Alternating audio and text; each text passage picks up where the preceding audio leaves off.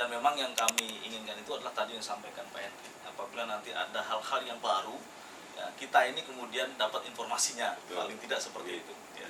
Jadi tidak ketinggalan dari informasi-informasi itu, kemudian kita juga bisa update apa yang kemudian kita harus persiapkan. Walaupun memang katanya aturannya, undang-undangnya masih seperti yang lalu, cuman kan terkait dengan juklak dan juknisnya kan kita belum tahu. Betul. Karena memang belum ada rapat khusus, bahkan untuk penetapan tanggal pencoblosannya aja masih tarik ulur antara KPU dengan pemerintah, kan kelihatannya seperti itu.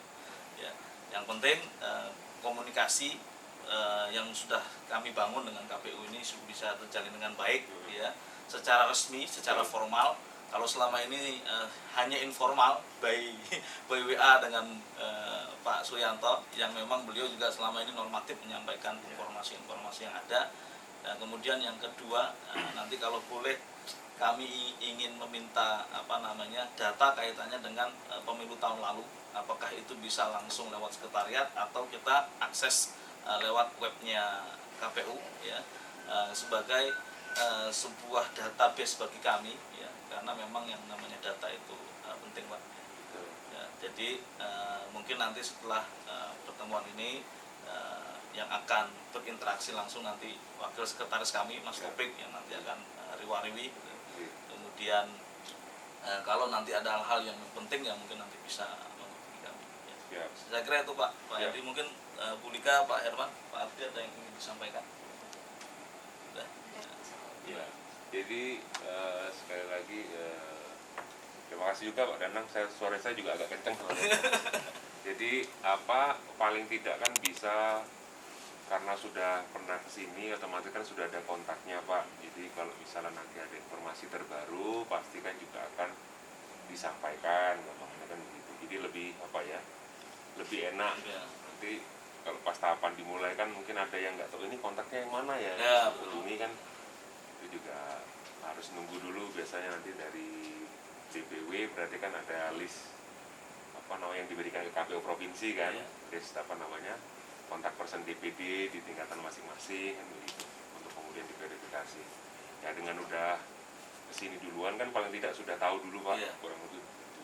Terus kemudian tadi terkait data, saya kira nanti mengikuti mekanisme di BPID aja, nanti Pak Tobi ya mungkin bisa disampaikan, nanti bisa ngobrol aja kurang lebih seperti apa mekanismenya dan yang mana yang diperbolehkan dan yang mana yang tidak. Makanya kan saya kira Pak Tobi nanti bisa membantu. Kurang lebihnya begitu sih Pak. Kita sih senang-senang aja menerima kehadiran siapapun ke sini, partai baru, partai lama, karena ya memang itu tadi seperti sampaikan Pak Danang masih belum fix juga tanggalnya. Karena kan kami ini kan sebenarnya lebih kepada kayak event organizer ya Pak. Kita itu tinggal siap, ya udah disuruh bikin, disuruh laksanakan, ya sudah kita laksanakan. Dengan maksudnya formatnya yang menentukan kan bukan kita. Kita ini benar-benar tim lapangan sebenarnya begitu. Yang otomatis ya udah manut aja. Kurang lebihnya. Kalau kantor di mana Pak? Ini kantor sementara di Jalan Jatingaleh 3 nomor 90. Masih satu kantor dengan kantor saya. Jatingaleh, pinggir tol.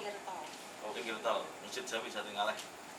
Kiri jalan itu? Ya betul. Sebelum mau masuk ke Solo, ke Jogja itu kan ada jalan sebelumnya, cuma dibatasi pagar aja. Pagar itu ya? Masjid itu ya? Betul lah. Ini kan ada masjid. Masjid Jami Jatingaleh 400 meter dari masjid. Sejajaran itu Pak? Betul Pak. Itu jalan buntu insya Allah nggak nyasar lah. Dan cuma satu RW. Itu bukannya komplek Arhanut di belakangnya Pak. Oh belakangnya. Jadi Arhanut terus kali, terus ini tempat kami, terus kali ke sana. Ya insya Allah gampang itu. Iya. Ya ini tahapannya memang belum jelas ya Pak. Iya. Masih. Iya, karena memang di atas juga kan KPU-nya juga masih antara Februari atau April atau Mei. Ya. Kalau ke partai yang lama, kita paling pun juga hanya mengingatkan semacam pemutakhiran data dari partai, karena mungkin ada yang sudah berhalangan tetap, misalnya meninggal dunia atau apa. Maksudnya kita pun tidak bisa cuman mengingatkan aja. mengingatkan mungkin nanti ada hal-hal yang kira-kira berubah segera dilengkapi. Jadi nanti ketika saatnya tiba nggak kelabakan gitu, misalnya apa ada yang pengurus yang mungkin meninggal atau kemudian pindah atau kemudian nonaktif itu kan harusnya kan nanti dimutakhirkan dan berjenjang ke pusat ya Pak ya.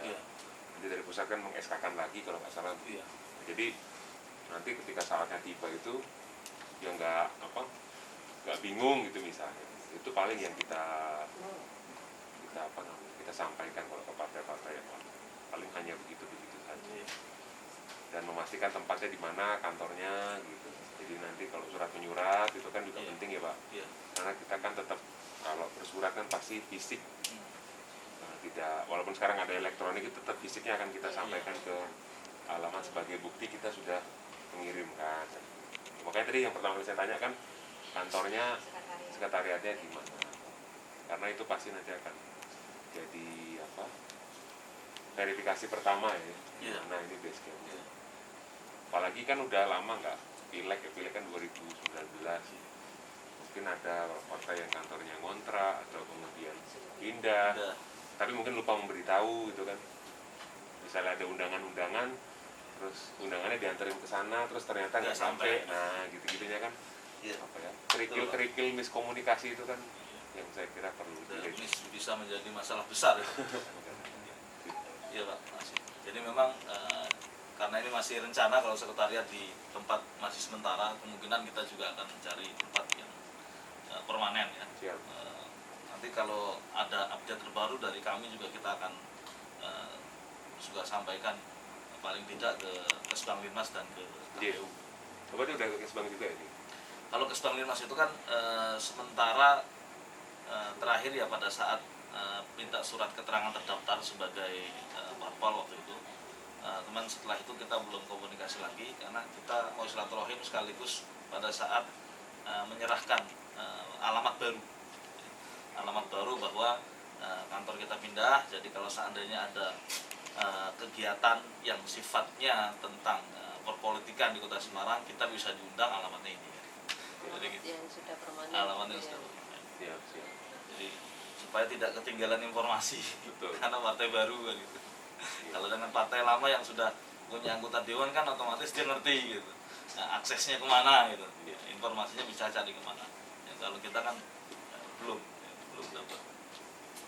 Dan juga ini Pak Danang karena kita masih nunggu dari KPU RI dan juga KPU provinsi mengenai keabsahan itu kan berarti kan kemudian kan itu nanti misalnya ada surat dari KPU Republik Indonesia mengenai ini ada sekian tambahan partai baru atau kemudian mungkin ada partai yang lama yang sudah enggak, itu kan nanti kan dilakukan kan dari pusat dulu ya.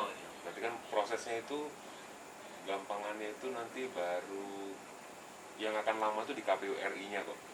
Baru turun ke kita tuh kalau misalnya sesuai tahapan yang kemarin ya, yang katanya Februari itu ya, bisa jadi mungkin baru Juli Agustus ya. Agustus 2022 ke kitanya gampangan. Itu kan pasti ada surat dulu dari sana. Jadi mungkin misalnya nanti KPU ada kegiatan-kegiatan yang seputaran informasi, pasti sementara akan di yang lama dulu, pasti kan begitu Pak. Karena gitu. Otomatis itu kan yang secara legalitas masih menjadi skupnya KPU gampangannya begitu. Karena memang dia terdaftar kan.